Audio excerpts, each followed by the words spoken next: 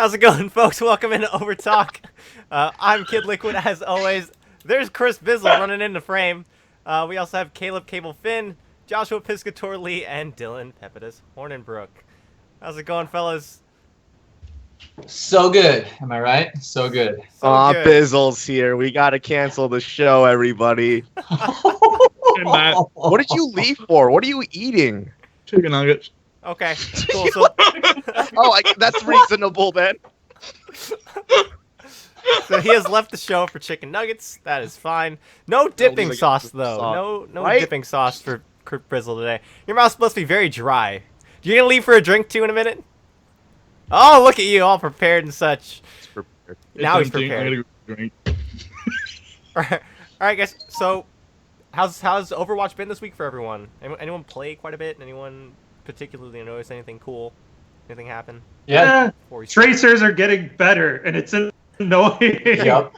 Yeah. It's crazy to me. Like, when we played the first phase of the beta, before the end of last year, Tracer was just such an underplayed hero. No one was playing it well. You didn't see it much. You could play some of the tankier guys and just bust them up real bad. And, it was never really the thorn in my side that it has evolved to be. It is the center of my ire in the game now. Because once you get matched up with that, level 140 Tracer, you just know how helpless it feels to play either a tank or a support. You're like, okay, I either need to be Genji, McCree, or Reaper. Anything else, and I'm just sitting here going to die. Yeah, pretty much. And I think it's kind of cool to see the exploration or the sort of how much better people are getting at this game, which is cool. We're seeing a lot of different heroes come out. Anyone else have anything before we jump into today's topic? To be fair, What's just blowing my mind is just seeing the fact that we can say level 140. I feel like I played the game a lot. A level 240.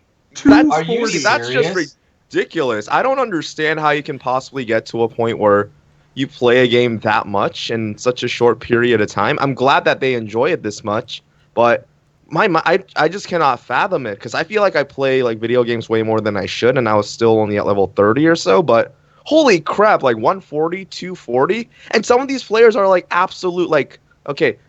They're just not very good for having played 40 days worth of game. I just don't understand how you can put that a school year's worth of time into something and still be that bad. I keep thinking oh, he's the same level as me. He should know what he's doing. No. Nope. Bad assumption. Well, no, see, now I feel bad. So I'm level 61 now, and I'm if I go into a game, I now feel this pressure to perform. Let's get this straight. I am not a good player. I should never be considered a good player. Josh is just wringing his neck. Yeah, this kid's shit. What? I didn't say anything. I'm just kidding. No. But seriously, I'm not a great player, but I enjoy playing. I've played a good bit. So, when I get in, I'm oh, shit, I have to perform. What are the things I can play and not look awful? So I'm I max Winston, Symmetra. I play a ton of Zarya. I play Shield Wall Reinhardt. And I'm just these things. People will think I'm not awful because I'm literally holding down left click. Or right click if it's Reinhardt. Yeah, right click. No, I actually feel you on that a little bit. It's hard to try out a new character when you're that high level because you get matched with really low levels and you're I'm gonna look like an asshole. I mean, yeah, it's today is not the day I learned to play Widowmaker. Yeah. No. I mean, there's a time and place for that. And hopefully when Ranked comes out, we'll go ahead and maybe that's the time for that. Maybe that's the place that's for when you first pick Widowmaker when you're on attack on Gibraltar. That's when you do that shit. Yeah, that's when you do it. Your first ranked match. That's how you do that. Yeah, exactly. But guys, today we're gonna get into something that's maybe not, maybe a little bit game related, but something a little more interesting. How to build a 6-man competition or a 6-man team. Not really a theory. Yeah, not really in terms of comps, in terms of like what characters and such like that, but just sort of player personalities, player types. What are you looking towards? We've all built teams, whether it be League of Legends, Dota, StarCraft 2. We've worked with players before. It's an interesting thing. So what do we think about shot calling and how many there should be in an Overwatch team, and how important is shot calling in Overwatch? Well, I think before we even go like to shot calling, the one foundation of all the players you have to have on a team who we're talking competitive teams, right? We're saying, hey, the 6 of us. No, we only got 5 today, but the 5 of us plus 1, we want to go join a tournament, online tournament. Okay, what are we gonna do? The most fundamental thing that everybody needs to share is the desire to win, which sounds really stupid and basic, but there's a lot of guys out there who play and they're like, yeah, whatever, it's okay, cool, it's just fun. But no, you need to have the desire to win. And like that desire to win will push you to practice. And those two things, like work ethic and desire, are the most fundamental 2 pieces to any competitive player. And these people who say like, oh yeah, I want to be a pro, and they don't have one of those 2 things, they are doomed to fail forever. So I think just before we even go down like the advanced level of shot calling, you have to have those 2 things established. I've seen too many teams fail because of those things. I want to add on to Caleb's point. Like, as a League of Legends coach for the Fullerton Collegiate team, we just finished top 16 in the nation out of like hundreds and hundreds of schools. Congrats. In addition to that, thank you. Bunch of scrubs finishing top 16.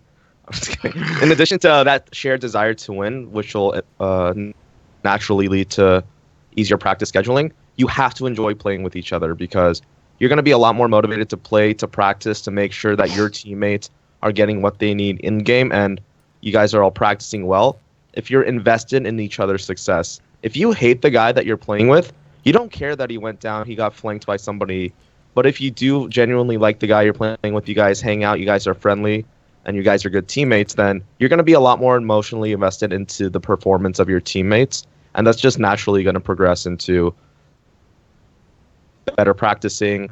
You're going to work together a lot better as a team. And that's when like things like shot calling really come into play, because we know in a game like Overwatch, you make a call, you need to do it, like, you need to respond to that call immediately, because the landscape of the game changes within a few seconds. So the desire to win for sure, but your players, you have to enjoy who you're playing with. You have to be having fun. Sure. And I think like I would just counter that with a little bit what Josh is saying is, I don't think you need to necessarily enjoy playing with each other, but respect each other enough to respect each other and be on the same page, right? So like understanding that what you're doing is like, enjoy what you're doing. So enjoy playing the game first, more so than playing with each other. And then even going further than that, understanding that you are part of a team and doing what you can to be a useful member of the team.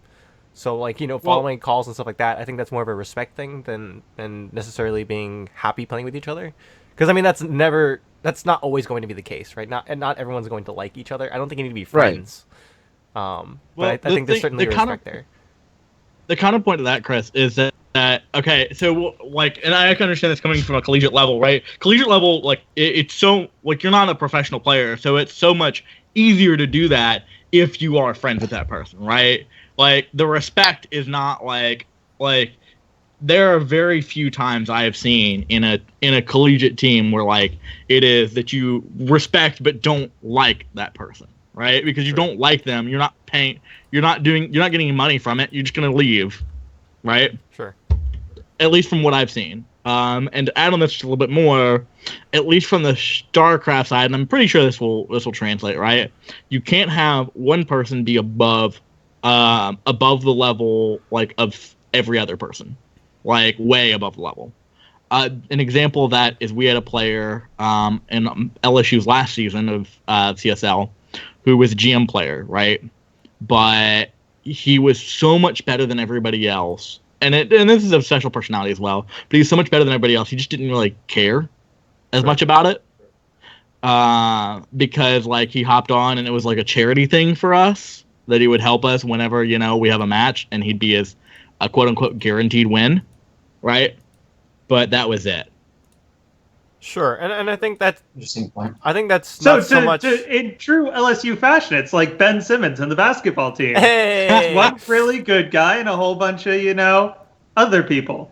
Yeah, hey, but I think we had some. No, we had all. No, I think to Bizzle's point, I think it's then less about the player being really good and more about the lack of respect. Like not every player, like you could have someone that's really, really highly skilled, of course but it's not. That doesn't act like that. So again, I think all goes back to like that respect factor.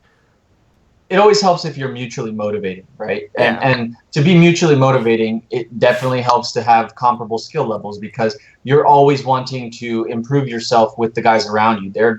Their improvement brings you up as well. You always want to stay on par or better than. I think that's very important. I think Josh touched on a thing too, communication. Some people are very difficult to communicate with. Some people just plain do not want to communicate in game. And that can be very difficult in a team game, whether it be 5 players, 6 players, even just 2 players. If somebody doesn't want to communicate and is just doing whatever they want all the time, well, I don't care how good his solo queue ranking is, your team's going to fail. So I think that's another one. But obviously, I mean, we're all looking for skilled players, hopefully. If we're forming a group of 6 and we want to go play on the ladder, it's probably because we all think that we're each pretty good. Now, that said, there have been definite cases in LCS, particularly in the earlier seasons, but even in the collegiate or the challenger scene, of some people who are just like mid-diamond players, but they're very good team players. And so because of that, they can participate in a high-level competitive match at almost pro level. Just give them, if there's a leader who's competent enough to lead them properly, they can do what they need to do. So I think, that goes into communication, that goes into requisite skill levels. There's always got to be a baseline if you really want to be competitive, you really want to get to the top. But, everything's a little flexible so long as you all work together and coalesce properly. So I think one of the great things to call out here is what Cable's saying is the difference between kind of in the sports world, what we see as role players and superstars. Your superstar is going to go out, he's going to have a very set function, a high skill level, and he's going to perform great. And I think the best sport we're going to really compare with for Overwatch is basketball. It's we do it a lot for League of Legends, much the same, because it's a similar number of players on the field, as opposed to, like, say, football or other football/soccer, where you've got 11 guys on the field at any given time. You necessitate a lot more role players, but in basketball, you get to see superstars at different levels on different teams. Some teams have 3, some teams have 4. But then you look at some teams that really get by on really good team play. So, for an example, let's take the Atlanta Hawks from last season. Not really a team filled with superstars. I mean, they had Jeff Teague, Al Horford, like mid-level, like B-rating players. Sure. But an even B-rating team that plays well together, that knows how to work together, can come together and be a great team. The fact of the matter is, people have to understand what their role is in the team. They have to understand the dynamic of the team. And I think this is absolutely important. When you have a team that gets together on function and they get together on teamwork, the necessity for them to succeed is in coaching. They do not get by not having good coaching around them. It really takes someone on the outside helping to craft them, to mold them, to make sure that they're seeing the larger strategies, because it's a lot more, for them, it's a lot less in-game work or mechanics work that gets them the win. For teamwork style teams, it's a lot about the strategy. It's a lot about the actual thinking of the game, the macro level approach that gets them the win. Yeah, but I mean, I agree with you very much. At the top level, coaches are absolute 100% necessity. And I think even, let's say, the top 3 levels, right? If you want to go to the top 3 levels. But if you're just us 6 guys and we're putting together a team, we want to go play online, we don't have to have a coach right away. Typically, a team captain or leader will serve as the coach role simultaneously. But definitely as you progress through the ranks, to start looking for a coach to polish your play even more so. Sure.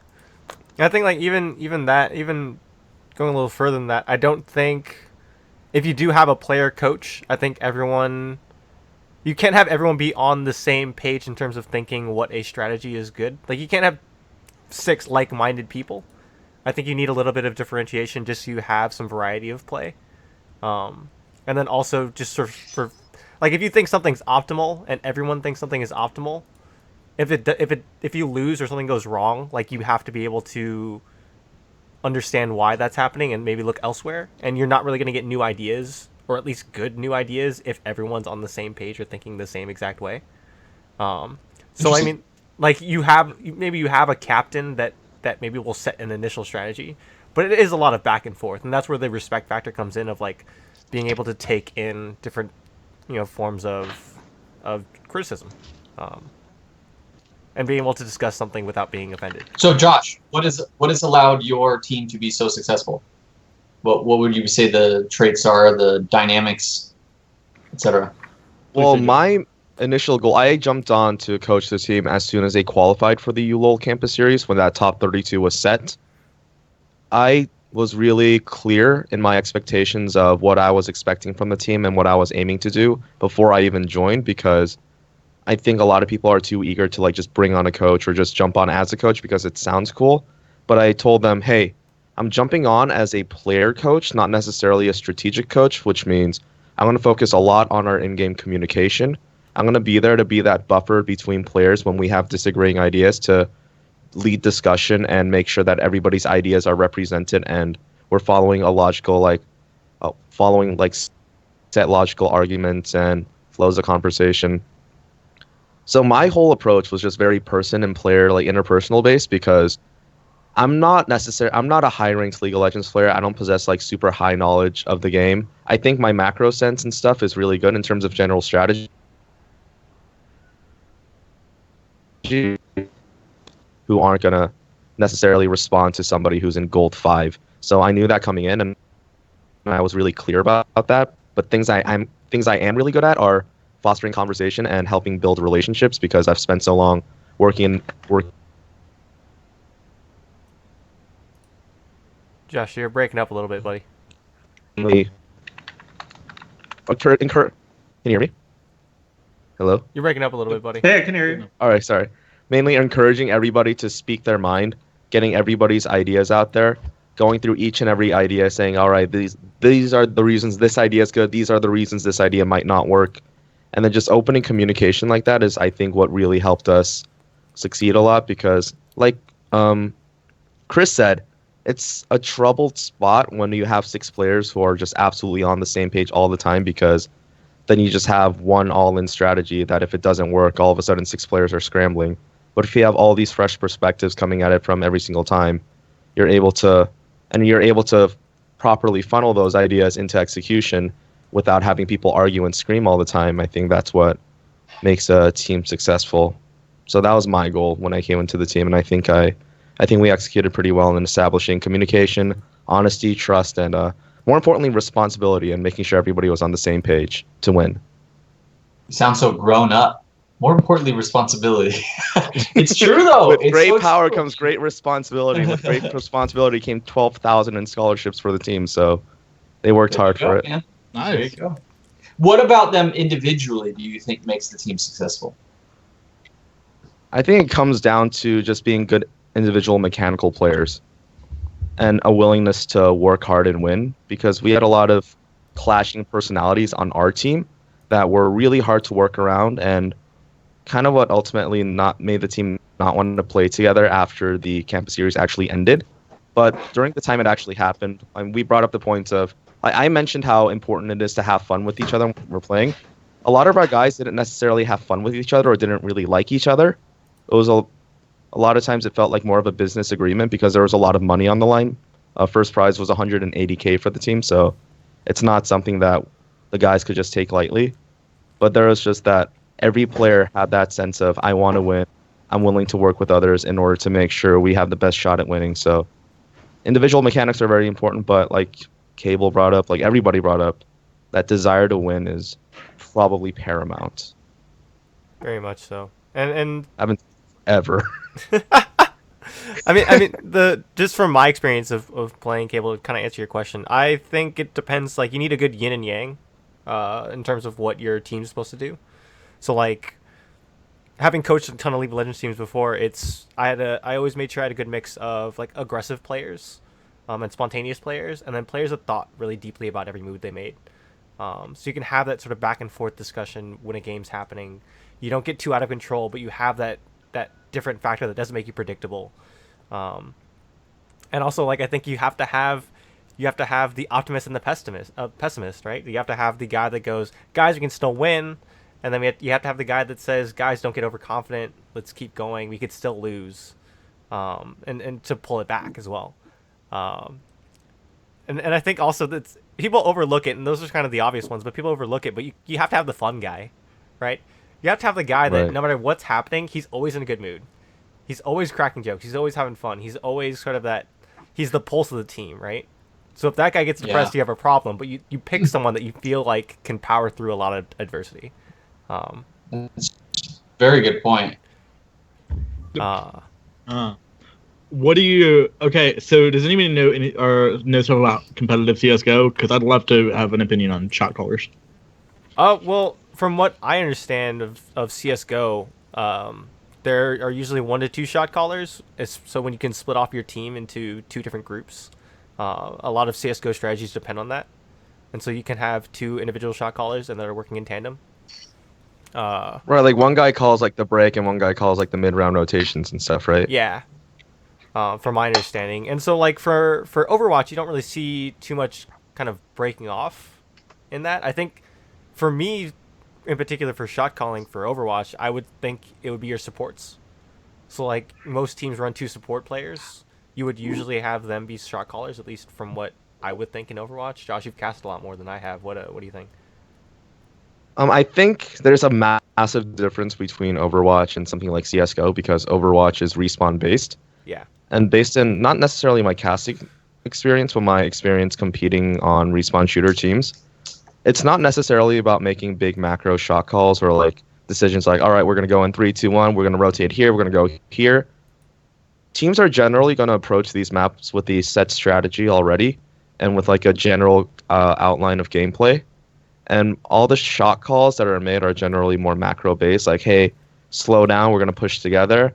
Rotate, we're going to pinch in 3, 2, 1, like things like that. And it's individual players talking to each other in relation to where they are on the map, as opposed to something like a MOBA or CS:GO where every little decision is a lot slower, where you're like, all right, we're going to rotate here, we're going to set up here. After 1 minute, we're going to rotate back, flashbang this. Like, it's so much different. It's a lot more frenetic, which is why I think it's so much more important to have players that respect each other, because if somebody's like, all right, push with me, go, go, go, but the other guy goes, no, we're going to die, then all of a sudden your moment's gone and then you die. So in terms of like bigger picture things, maybe the support, because you're less mechanically like focused, but it's a lot of back and forth between everybody. And in Respawn, like you just need to have 6 players who just talk constantly about everything. Yeah, but I mean, even then, I agree with Josh though. But I think the shot calling element of it comes with the power that the supports have. Like the power of their abilities that supports have in Overwatch is pretty paramount. So like a Lucio ulti can completely change the game around. If people aren't prepared for it or aren't in the right position to make the most of a Lucio ulti, like, and it makes that a lot easier when you can communicate where people should be for you to be able to hit that correctly. Same thing with a Mercy ult and things like that. Like I've had times where I'm just kind of playing Overwatch, I die and I take my hands off of the keyboard waiting for a respawn, and then all of a sudden a Mercy ulti comes out and I'm like, oh, and I have to jump back onto my keyboard. Right. And there's a couple of seconds of realizing, oh, I'm alive now. Wait, what does Mercy ult do to you? I don't know. Mercy ult is a revive. I don't know if you got that one. I did towards the end. As soon as I said it, I ended up getting it. I'm sorry. But yeah, like boy. I would assume it's the support that would at least do most of the shot calling that you're doing there. But yeah, what pieces of the puzzle do we kind of need here? I would think in terms of player types, because Overwatch is such a kind of flexible game. I would assume you would need at least 2 support type players, a carry, and then maybe 3 flex. So players that can go either, tank or any kind of position you need, but you would definitely need 2 supports and a carry. Right? I think kind of based how you would on this, in a way, I think you would need 2 carries though, and that sounds aggressive, but I think you need 1 close range carry, and you need a second mid or long range carry. So either a snipe or a soldier 76 or somebody like that, because the way that Overwatch is structured right now, ranges really make a difference in the style of gameplay that you're doing. So I feel that you need someone who's going to be really stinking good up close and personal, and is going to be really able to flank and get around and call out. Again, need good communication to call out, here's where people are, if he can get in the back lines and give information. But beyond that, I think you need either a sniper or a mid-range to just keep laying down solid damage and keep people behind cover so that the pathways are more open. Sure. But Did we lose Bizzle? We did lose Bizzle. Yeah, we lost Bizzle. Yeah, Dylan, you haven't talked in a while. What do you think of the player types you would need here? So if I'm looking at this, I do think 2 supports is going to be key here coming up. I definitely would have 1 person on main tank. So someone that is your Winston, Reinhardt, like those are the mechanics they practice. They know when to step up, when to shield, how to soak up the damage. It's going to be important because you're always going to be taking damage. You're always going to be headed a direction. And there's going to be somebody taking the brunt of it. Now, I definitely think there's room for a flex between DPS and tank, whether that becomes a Zarya Diva main, because that's really kind of the niche I see those 2 heroes taking. Yeah, the hybrids. But I do think that there is room for a long-range style player, because I think that's a different mindset. It takes a different mechanic. It's a different practice from, say, playing a Reaper McCree Tracer, which is a very much flank side-based role. This is your person that's going to set up Main Street like 10 feet back from the team. So you're looking at a Widow main, Hanzo main, even in my mind, like a Pharah Soldier 76 main, someone that is really taking that long-range medium damage. He's going to be hitting the front line and back line. And then you have your aggressive flanker, your Genji, your Tracer, your Reaper main, someone whose job is to really make life difficult for the opposing support by getting into that line, moving in and out of the map as they're seen. Sure. The heroes that I really haven't really thought of where they are and may end up in flex is whether Bastion, Torbjorn, and Mei find their roles, and Junkrat for that. I think Junkrat has amazing abilities. He's an awesome pub champ, but his role in competitive is yet to be seen. As far as what he is, maybe he fits into that mid-range damage slot. Maybe he's zone control to the side. I wonder where he fits, where strategy would dictate a player that has mastered that hero to go. I feel like, getting to Chris's point about the flex players, I feel like the flex player is going to be the Bastion, Torbjorn, Junkrat, and even Symmetra too. I think Symmetra is an interesting, different level support. She's not like a heal support or something. I think if someone's going to play the flex role, I think they need to be pretty darn good at all of those, because each different map or each different composition you guys run is going to want to pull one of those. And I think if you can be flexible and rotate between those, then you offer something very valuable to your team. Does this mean I could play pro Overwatch? I know, that's just my personal opinion. Only if your internet keeps up. Oh gosh. Hey, Skype crash. Not my internet.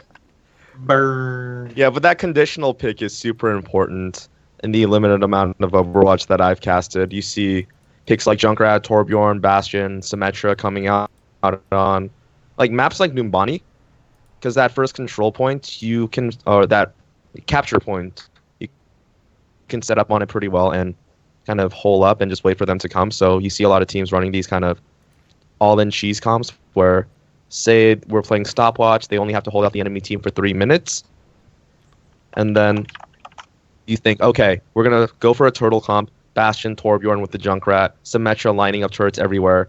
It's either gonna work and we're just gonna slaughter them in the first 2 pushes, or we're just gonna get slaughtered in the first push. But I have seen it be incredibly effective. Bastion just sitting up on a balcony and they just get mowed down because nobody expects a Bastion in competitive play. So having 1 or 2 players on your team who can switch back, like it can be anybody too, as long as you are able to fill those gaps. If your carry player is somehow a godlike Symmetra, then screw it. Like if we need a Symmetra, you play Symmetra for that respawn, because important thing to remember in Overwatch is the fact that we can just dynamically switch every life. Yeah. Yep. And that's gonna be critically important to have kind of pocket picks where things that you don't expect, right? So again, like if your carry is all of a sudden a god Symmetra, and you could run something like a triple support to help with a certain situation that you're in, that's gonna be key and critical to what's going on. But yeah, what do we, and we kind of touched on this last week. What do we think of switching in professional Overwatch, switching players mid game, having like 8-man rosters, stuff like that? Mid game or mid match? Mid series, like mid series. Mid series, yeah, okay. Mid series, I like it. I really like it. Again, I think I was the main proponent of it the last time too, but sure. I like it from the standpoint that given the different map dynamics, given the different teams that you're facing, you might have someone who will do better against those people, and you can rotate them in accordingly. I think Dylan mentioned that it provides a huge amount of dynamic play, a dynamic viewer perspective, like of an audience perspective viewer. It makes it really, really interesting, and it makes the coach's role even more important too, of when to make these swaps. When in hockey to have your guy get out and come back in. Sure, and the thing I do want to bring up though about that, Cable, is while it does put a lot on the coach to make those switches correctly, it also makes his job a lot easier, keeping the motivation high. So like when you have someone playing behind you, it lights a fire, and you can, it's. Oh yeah. Like you don't want to lose your spot. Coach. Don't take me out. Don't lose your spot. Like there's someone there that can go ahead and step up. And so that's critically important to the motivation factor of wanting to stay up and wanting to win. But it also makes it harder in terms of practice time as well. Like who's going to get the practice time with the team? But Bizzle, go for it. Yeah. From a purely like observer standpoint, I do not like the idea. Right? It seems like okay. I don't know how to describe this without like an example, but like, so if I really like player B and like player B gets pulled out of the match, like that, like, or like he's not playing all the time, it like, to me, esports has always been a team based or a team where like these are your people and they're gonna play for your team and that's your team, right? Sure, but I mean, and maybe. That's also the same case with like the NBA where like Kobe Bryant's not playing. Okay, but I'm still and the NFL, I'm a fan of the Lakers. Like you're thinking about it from like a very StarCraft 1 perspective or a very StarCraft perspective where it's like pro league, where like, oh, so and so's not playing or so and so's still not alive in the tournament, where it's very individualistic kind of thing, where it's like, here are your stars. Where like, that's not the case anymore. At least in a lot of different esports, that's not really the case. And I mean, let me give you an example. So, in baseball and football, there are 2 things that fantasy owners hate, and let's face it, fantasy is something that we're going to run into. Yes. I know what you're going to say. Better check up my In leagues. baseball, you hate what we call a platoon, which is essentially where one position is shared by 2 people and split off for different cases. So one faces right-handed pitchers, one faces left-handers. You hate it because guy A, who you have on your fantasy team, isn't in like 3/4 of the time, whereas another guy's in. You're always like, oh, I need to set my roster. Who's in? Who are they facing? Who's going to get the better share of the platoon this week? And then in football, in the running back position, we have RBBC. backfield by committee, and everybody hates it because it's not one guy. You don't get to remember one guy who's always in, who you can count on and remember his name by his jersey. You have like 3 guys coming in. It's like, oh yeah, this is our short range back. This is our passing back. This is our average yardage back. And you're just like, no, this is just bullshit. You guys are being pansies. Played for like 15 years, taking all of the hits, and you guys are wimping out after 3. And you're like, but still, it's not popular. But do you know why these things exist? Because they work extremely well. Putting in the best player in the best player in the best situation, it's time and time again proven itself in almost every sport to be the thing that brings home wins. Yeah, I mean, okay, so I'm not arguing its effectiveness. You're right, it would be absolutely effective, right? Putting some player who is incredible at this map, right, or incredible like with doing a certain thing is great, right? But how far do we take it? Do we swap an entire like team out? Like, okay, I'm sorry, I'm getting overtalked. What? No, I'm making a swapping on our host. We're done. That's wrong of me. Okay, so I mean, okay, so it's effective, right? But for me, I don't even think this is a StarCraft argument, right? This is like, I love this player because I watch a lot of football as well, and Dylan's argument's great as well. Like the Broncos backfield, we're not going to talk about that right now. You got CJ Anderson back. Ronnie Hillman. You got Ronnie CJ Anderson Hillman. back. No, CJ Anderson, man. Real sports. Okay, but like it just esports for me, and correct me if I'm wrong. Like when I watched a little bit of League of Legends, it was like a 6-man roster, and now you have 10-man rosters now with Longzhu IM or with Longzhu. Yeah. 10-man. We have a 10-man roster. But let me put it this way. I've heard this argument a lot that players make the team or teams make the players. It's kind of a philosophical debate you have in esports right now. Because when it started, it was very much the players made the team. Like, Hotshot made CLG, and that was, like, the identity of CLG was Hotshot. Same with TSM and Reginald. But now the players that get put on... sorry, I actually have to take this call. I'll be right back. No, but I know what Dylan's trying to say. Dylan, it's the idea of, like, is Kobe Bryant... Like, Magic Johnson was the Lakers, right? Magic Johnson... for the 80s was the Lakers, right? And then Kobe Bryant became the Lakers for the 90s and stuff like that. And so, like, you have players that are star players that make the face of these franchises. But the Lakers would still exist without Kobe Bryant. The Lakers would still exist and be popular, and you still have fans of the Lakers, you know, without Magic Johnson and stuff like that. It's just a matter of now esports, we're hitting that point where the franchises are becoming big names and they're harboring fan bases of their own, even though players are leaving and stars are leaving. The brand is still the brand. I mean, I am still a fan of EG, even after Idra left, even after Stefano left. Like, I'm still a fan of them. Okay, I'm never gonna not be a fan of EG. But like, I still don't like this idea. I think a team should be made of 6 really good people. Right? Yes. And switching in between like sets, maybe like in a tournament, right? But not in between matches. Or in between matches, not sets. So like you think like you play the best of 3 and then the next best of 3 you switch? Yeah, like I wouldn't be too opposed to that idea, right? I still don't like it as much.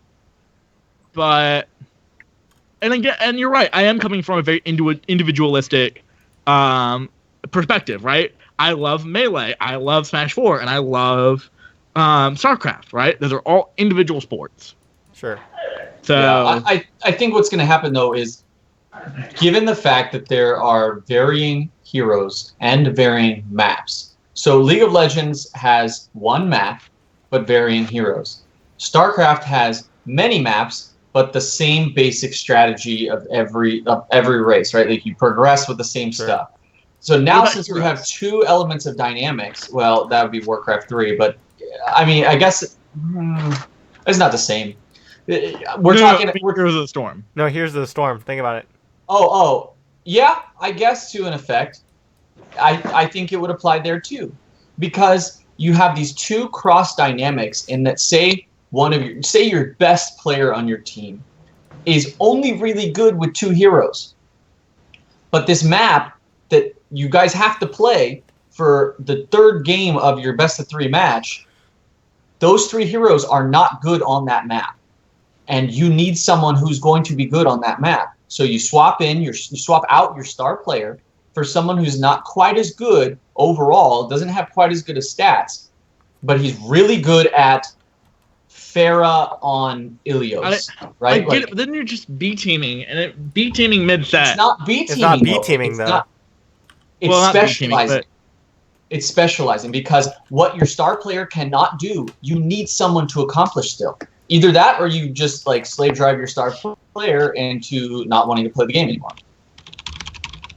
Yep. I meant okay. So what I mean by the Heroes of the Storm stuff is that you have both varying maps and you have both varying heroes, right? And those teams are all 6-man teams. Would you say that in Heroes that different heroes are better on different maps?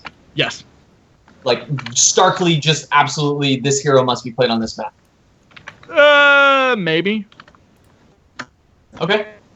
Well, then in that case, I mean, like, I would agree with you. But I don't see it as being quite as stark of necessity in Heroes as it is in Overwatch. In Heroes, I think that you're not bound to a certain, like, character set based on the map. But I think in Overwatch, at least in the map designs we've seen so far, you pretty much are bound by a certain subset of team compositions for different maps. I don't know, unless somebody disagrees with me there. No, I completely agree with you. Yeah. I think MOBAs are a different thing than what we're talking about with Overwatch. I think like player types and player usage are different. Like in a MOBA, sure, you have players that are more used to playing, within the same position, right? So like if you have 2 mid laners, the only real difference is like one's more aggressive, one's better at, one's more aggressive, one's passive, one makes better choices, one makes flashier plays, whatever, blah blah blah blah, stuff like that. But I mean, you have, I'm trying to think of the best way to explain it. It's I think go for it. Okay. So I think, Chris, like what it comes down to is that we're going to just disagree on this, right?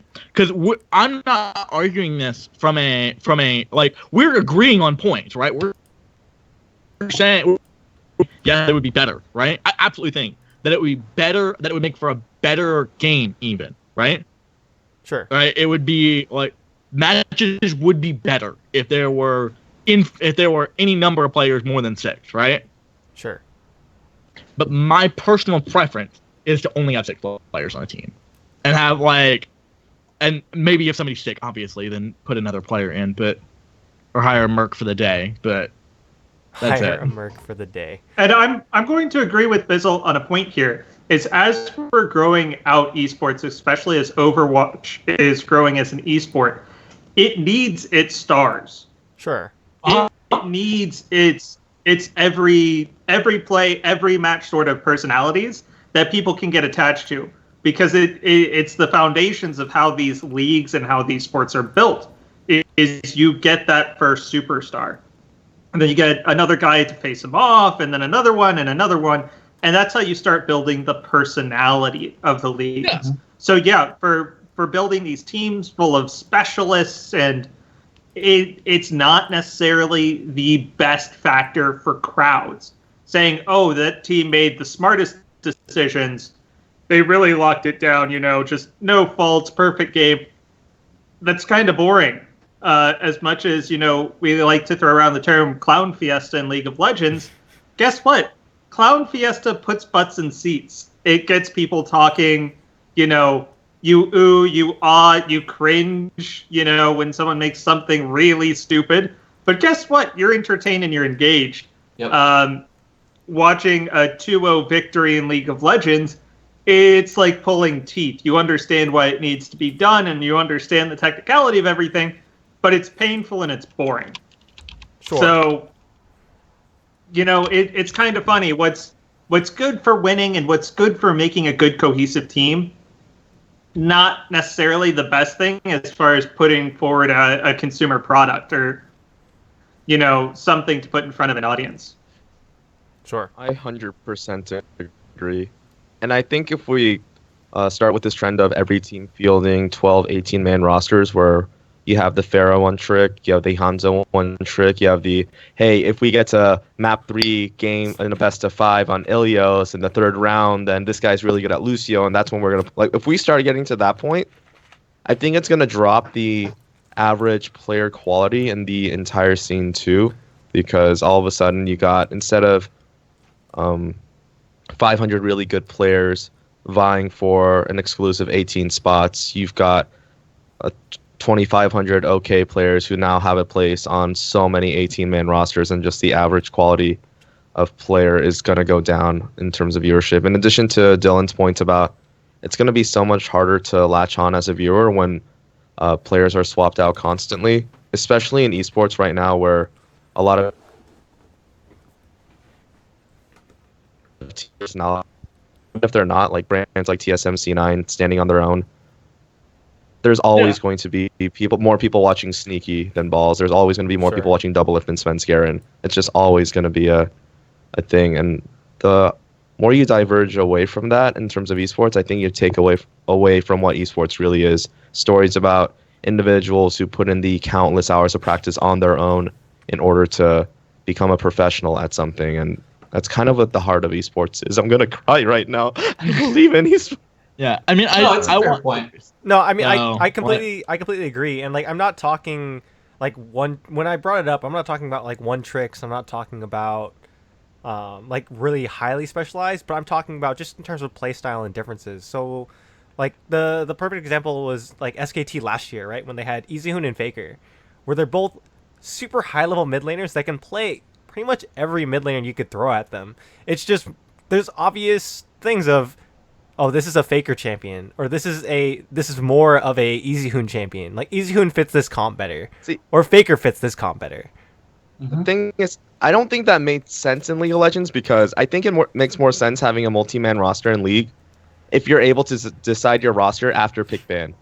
Because if you're thinking during the pick ban phase, hey, this champion works really well in this drafting phase, EasyHoon is way better at playing it, we're going to have EasyHoon play it. Yes. But they would field the actual roster before going through pick ban, so I'm like, yes. What the hell is the point? Because now you're just telegraphing. Even then, you would put, like, there's obvious things of, Faker's obviously going to play more aggressive than EasyHoon. EasyHoon is a farm mid laner. So, like, if you feel like this game's going to go late, or you feel like, you can maybe snowball it early against the certain team, that's when you're taking a chance on the opponent you're playing, right? And you go ahead and scout it that way, and then pick your comp accordingly. That's just my point of it. I'm not saying like one tricks or anything like that. I'm just saying you have two people with varying play styles, not necessarily like just skill based. It's the only thing. I think one trick is a slippery slope to this. And yeah. Sure. And I was just giving an extreme example. Yeah, sure. exactly. Yeah, That's fine.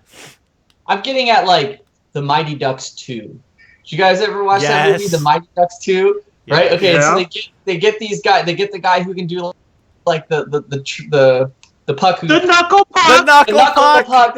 And then they get like Fulton, right? Fulton just like power. Yeah. The super fast. Spoilers! Puck. Oh no! and they have the kid who's the cowboy who can juggle the puck, right? And I think that's the kind of cool, like, exciting dynamics that's what I'm getting at. I'm not talking about one tricks, but people who have, different personalities of style, kind of like what Chris is saying. But you're right, Josh. I agree with the point. Like 18-man rosters, that will totally screw everything over. There definitely has to be a limit on the roster size of how many subs you have to pull from, and I think that will define the end of it all. But I definitely agree with your point that esports is about stories, and that's how we're going to keep it growing. Sure, but like I remember one of the big stories too was, for me at least, going into Season 3 World Semifinals for League, where Najin had Nagne, and I think they had, who was their other mid laner? They had Nagne and someone else. I can't remember who it was. But the big discussion was like, what mid laner are they going to put in there against Faker? And they ended up going with Nagne, which I forget who it was at the time, but I remember the other mid laner was actually ended up being the better choice in terms of the matchup because they started playing like Orianna very season 2-ish, non-assassin. So Nagane just didn't really function in that role. You're knocking your brain because you remember this too. Yeah, I remember this whole discussion, and it was still a hell of a series. Yeah, it was still a hell of a series, but I still think if they had switched mid laners midway through, they would have won that series. But I remember having this discussion. Was it Nofe? Dylan? And let's see, Black Sword. Yeah. I'm looking it up actually. Yeah, I think it was Nofe, but Nofe had a better champion pool for that series. But essentially what it ended up being was that. And so like that's a cool storyline too. Of before the match starts, like who are they going to use when, and when's the right time to bring them in. And you have that come in all the time with football and basketball as well, baseball. When does this pitcher come in? When does he not? Stuff like that. Where it's just a great storyline. I think that's something that we're not really thinking about in terms of storylines. Wait, was it Kuro? It might have been Kuro. I'm not entirely sure. I don't remember. But I remember they had two mid laners, and one of them was way better suited for what ended up being the matchups in the mid lane matchup for that series. Because it kept being Ahri and Orianna, but Orianna was like the key to that series. But Faker's Orianna was better than Nagne's, but the other mid laner, I can't remember who it was, had a better Orianna than both of them. But that was the key to that series. But yeah, we're getting on a tangent, but that's exactly the kind of thing we're talking about. But yeah, what do we think for 6-man comps? Again, what is the core breakdown of what you need? What are we talking about here?